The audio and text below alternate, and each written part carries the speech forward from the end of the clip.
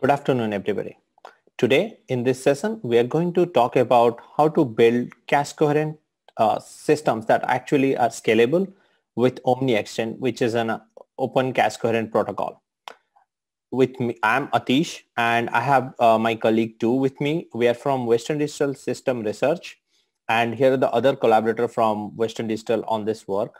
We have been working on this project with Sci-Fi as well to build the actual hardware, which we have a few demonstrations in the presentation. So here is a brief agenda for today's talk. For briefly, we'll start with what exactly a compute node looks like, an Omnixtend compute node architecture looks like, and what are the different system models that can be built with this. And with these different system models, we'll also explain how an unified boot process allows the system models to be configured, reconfigured dynamically based on demand.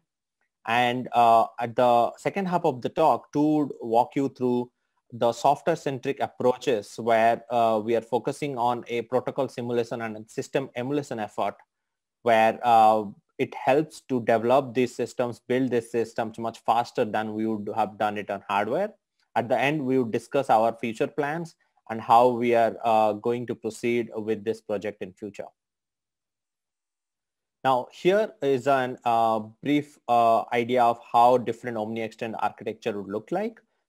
Remember, this talk is not about Omnixtend protocol. So if you want to know more about the protocol, I would suggest you to go and watch. There was an excellent talk from Dan, I think from last year RISC-V Summit, where he is explaining the various use cases and more integrated details of the protocol itself. But here we will talk about how we can use that protocol to build systems. And so just to give you a brief overview of who are completely unaware of what's Omnixtend, it's an open cache coherence protocol that works over Ethernet by serializing the tiling packets over Ethernet. So what happens is when two nodes are connected, they can be connected in a point-to-point fashion, or they can be connected via switch. And on the other end, there can be a compute node, which has actual CPUs, or there can be memories, just DRAMs, or there can be an hardware accelerator, machine learning accelerator. All of them can be in one system, all of them connected via a commodity switch or a programmable switch, which allows us to build an unified memory cache coherent system, which is truly scalable because of its ease of usage of standard fabric. Now, before going into the details, I'm really excited about this and wanted to share with you about this one. I'm pretty sure most of you have heard about it from Siva's keynote today. But for those who did not attend Siva's keynote, so CHIPS Alliance is working with RISC-V International to standardize RISC-V cache coherence bus using Omnixtend. Now, this presents a very unique opportunity to build an unified memory systems for data-centric applications. And the more details you can find during, I think it's tomorrow's talk by John Mir from our group. He would walk you through more details about these things. Now, going into the technical aspects of the talk. Now, this is what a standard Omnixtend compute node looks like. Remember, this is not when I say standard, this is from a very common RISC-V implementation, what we have in-house today on an FPGA. So you can see the local devices. These are all standard RISC-V devices, which would be MMIO devices. And then the interconnect is tiling. And as I said, Omnixtend carries the serialized tiling packets over Ethernet to access the remote memory. Now, the remote memory can be from a compute node or from just a bunch of memories hanging around across the network or an hardware accelerator. But all Omnixtend does is carries these cache coherence protocols over Ethernet, and since it's a request response model, we get a unified view of the complete memory. Now, speaking about the memory, we need to understand how the address space looks like. Now, the address space are equally divided into 4 regions. where there's a local and global sections, where local represent a private memory to its own node, and a global represent a memory that is shared across all the nodes. So we have two different kinds of memory, which is MMIO, which are your standard UART devices or other IO devices, and then there's which is non-cacheable, and then the other part is cacheable, which is your part of the memory. Now this is an inside look to the actual SOC that's been we have built in APG along with Sci-Fi. So you could see that the global, there's two distinct different components which directs traffic across the network. Is M dynamic expire and C dynamic expire, which controls the non-cacheable MMIO data, and then the M1 controls the memory transactions. And then based on what address you lie, or what address the request or is requested by the core, the routing of the packets are different, and there is a TX and RX channel, dedicated channels for each remote endpoint that's connected to. Now, with all these systems, what's the obvious thing we can build is what existing ISA looks like, what existing systems look like, an SMP NUMA system, where your one single operating system builds on all these boots on different nodes. Now consider there's two nodes, which is a node 0 and node 1. Both are connected by Omnixtend fabric. Now in single operating system model, both of them boot single operating system, and then it represent two NUMA nodes. Now entire memory can be accessible by both nodes, and then the OS allocates memory for an application based on NUMA allocation policies. Now, this is what we have already done. So this is, you can see there's a actual screenshot of a working system where the 4 nodes are connected by an Mellanox switch.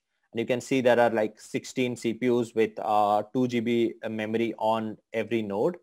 And then these are the memory latencies by when memory is being accessed from local or remote node, whether you are accessing via switch or you are accessing via direct. So when 2 nodes are connected, they are connected directly, as point to point I showed earlier. Well, there's a 4 nodes you connect via them a switch, and all of these work based on latest upstream kernel. And then there's a dip switch which we can reconfigure to boot either 2 nodes, 4 nodes, however you like. You can reconfigure those things, and then that's how the current system looks like. Now the question is, what more interesting can we do with this? Can we do better? All of us know that NUMA model does not scale beyond few nodes. It's expensive, that has power management issues, it's a reliability issues. That's why the industry has already adopted to a distribution application model, where your application would run over across a clustered network of servers. It scales well, definitely, but there's higher cost of latency. And then you have to the application has to be aware of all the distributed application libraries such as MPI or any other. So what we need to, in today's data-centric world, what we need to have data-centric application that can truly scale is a cache coherent system that can scale. And the question here we are trying to explore is, can we do that with Omnixtend?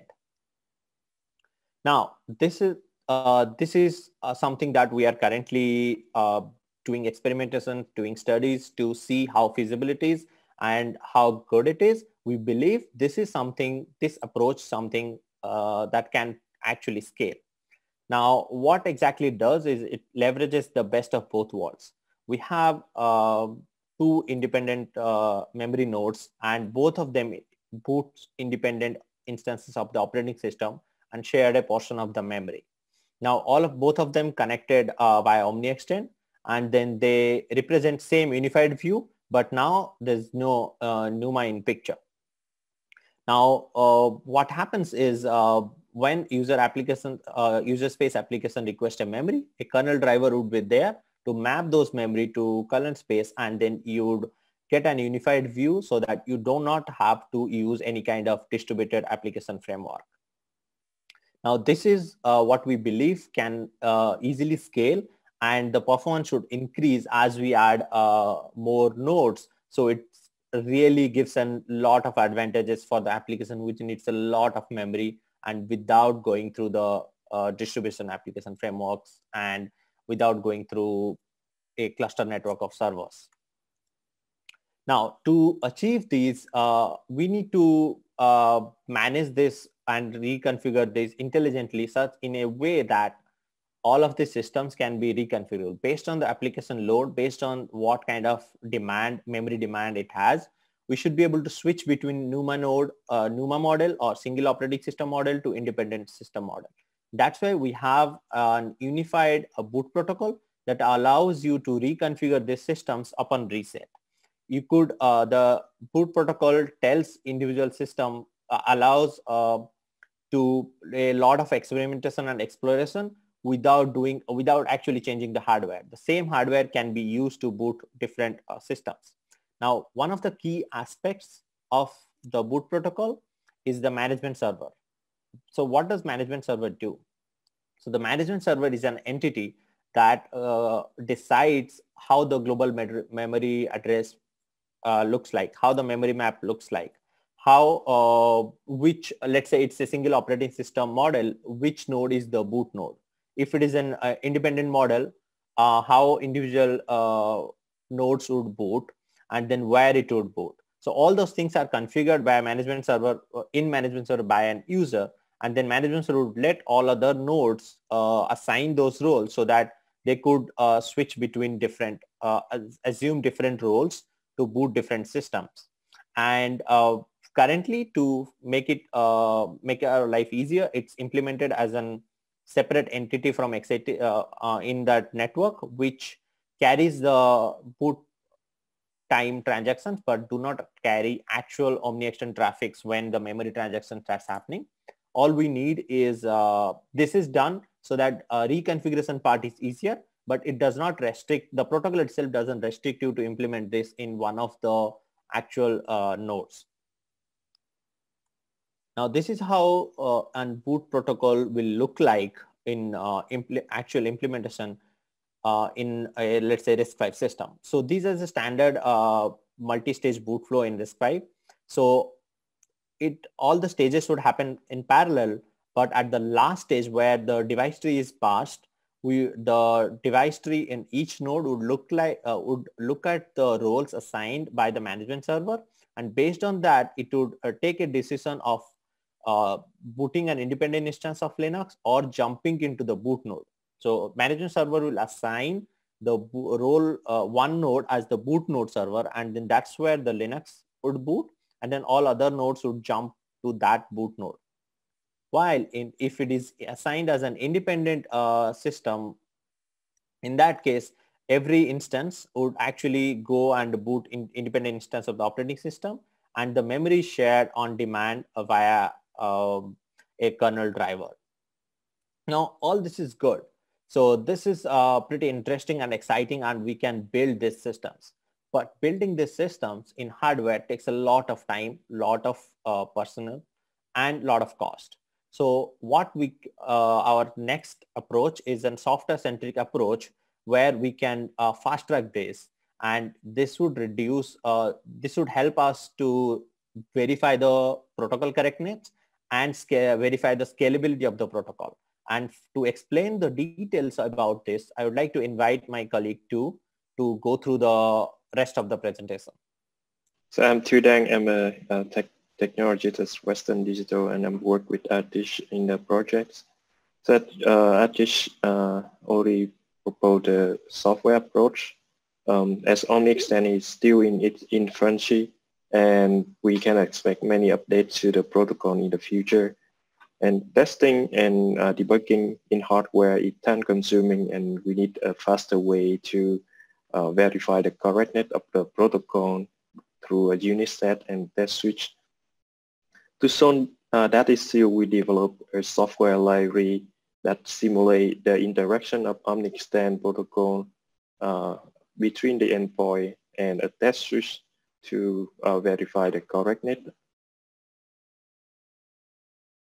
Our goal is to develop a library that can be reconfigured and extendable. The library consists of several plugins. They are independent from each other.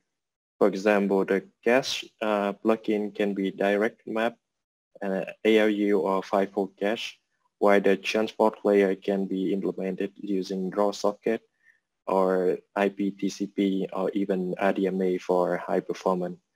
The separation allows developers to provide their own implementation to replace the existing plugin.